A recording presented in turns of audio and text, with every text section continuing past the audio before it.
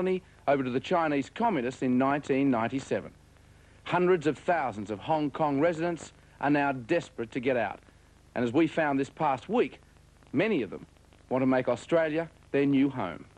We are very scared of what the Peking people are doing now, So you want to get to Australia as soon as possible? As soon as possible. You're planning on migrating to Australia? Yes. Why? The political instability in Hong Kong. C37. It's a human lottery where the prize is a whole new future. Standing room only in our immigration office in Hong Kong. Career diplomats who have been in the business for 25 years have never seen anything like this. Up until today, at least, we were talking about hundreds. My estimate, we might have 1,000 people out there today. Jeffrey Bentley is our #1 diplomat in Hong Kong. When martial law was first declared in Beijing, the numbers doubled in the couple of weeks following that.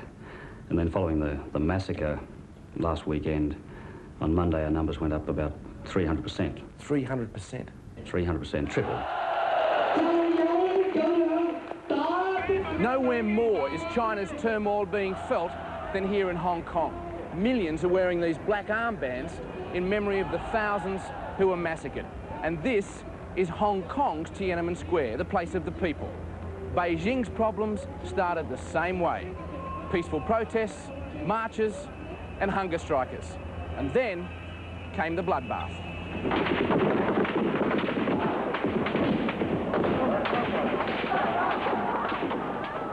In Beijing, all they wanted was a small slice of the freedom enjoyed by the people of Hong Kong. The army answered them with tanks and machine guns. After the people pushed back the soldiers, they immediately staged a street protest.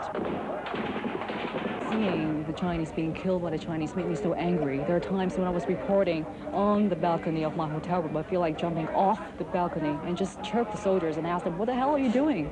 Hong Kong TV anchor Mabel Chan survived the slaughter, but part of her died. And I see the bodies lying there with nobody coming to pick them up except civilians who risked their lives going up there and picking up the bodies.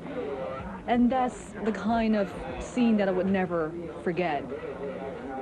It'll stay with you. It will stay with me for the rest of my life. So where does this leave the basic law draft handing Hong Kong over to China? It leaves the basic law draft a joke. It's just going to be a piece of meaningless document because the Chinese government can impose martial law even in Hong Kong and then say it will overrule anything. I think they've gone mad. Martin Lee. He's one of those drawing up that document to give Hong Kong back to China in 1997. But he wants no part of it anymore. Never before has any government in the world seen fit to order its own troops to kill its own people when they were not armed and not in rebellion of any kind in its own capital city. To hand over 5.5 million peace-loving people of Hong Kong to such a regime in 1997, I suppose it's like handing over 5.5 million Jews to Nazi Germany during the Second World War when they were born in the British territory.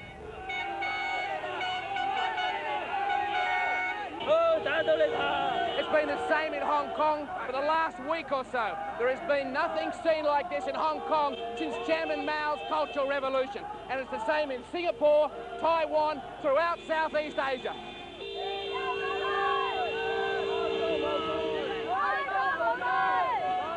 And just 1 hour later, a demonstration for peace turns to this.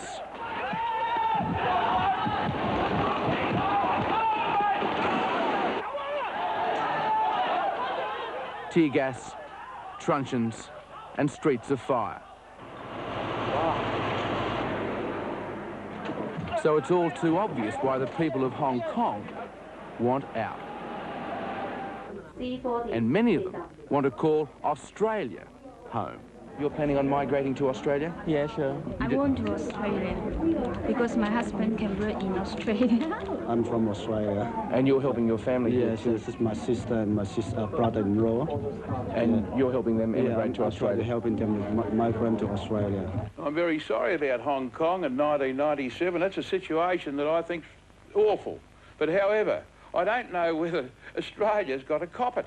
And it was less than a year ago that Bruce Ruxton went to Hong Kong Just a moment, you've had a good go.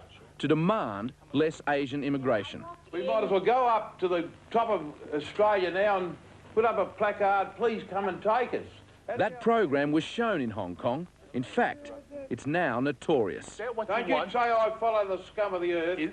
But you are saying that you want Never Australia. say that to me, sir. You want Australia to or I'll become... walk straight through you. At the time, some of these people said the race debate was enough to turn them off Australia for good. But times have changed. The recent event occurred in Peking made me so afraid. You're afraid? Yeah. How many people do you think are going to want to leave Hong Kong now? The general estimate is 1/10 of the people of Hong Kong. So maybe 500,000 Will immigrate. will immigrate. And do you think a majority of those will go to Australia? Roughly, I suppose, a quarter. About 150,000 people. Yes. That's not an impossible figure. It's inevitable that it's going to be larger over this period than in, say, in the previous 8 or 10 years.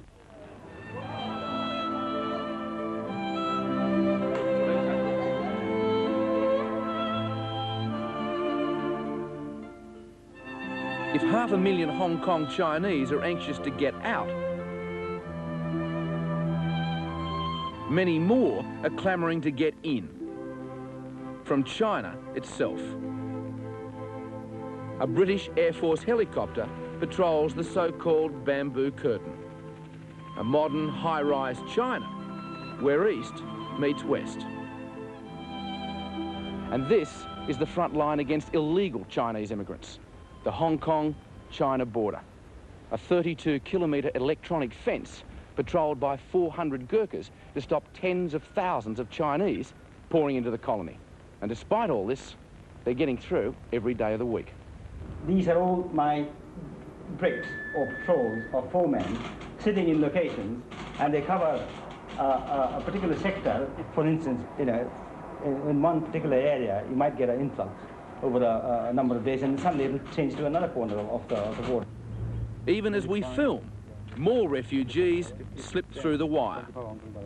And including this one, The next one. 2 more captured making the bid for freedom. Their only possessions, Chinese ID cards and a couple of crumpled banknotes worth just $3. And what will happen to them now? No, we take them to the police post. And they're sent back to China? Yes. Even if China manages to stem the flow of blood, even if Beijing's power brokers restore control, there are those in Hong Kong already convinced there's no longer any future here for them. Communism, they say, will never live with capitalism. Even today, even among those who are still working and doing business in Hong Kong, I think at least half of their fortunes and savings would be invested overseas. And if they ultimately would like to go to Australia, for instance, then they would have already invested in Australia, at least by buying a beautiful house first. Are there that many people already planning to leave Hong Kong? We're talking about tens of thousands per year. And I think the number is going to escalate. And nobody's going to be able to stop this. I don't trust the Chinese government. Or what they might do in Hong Kong?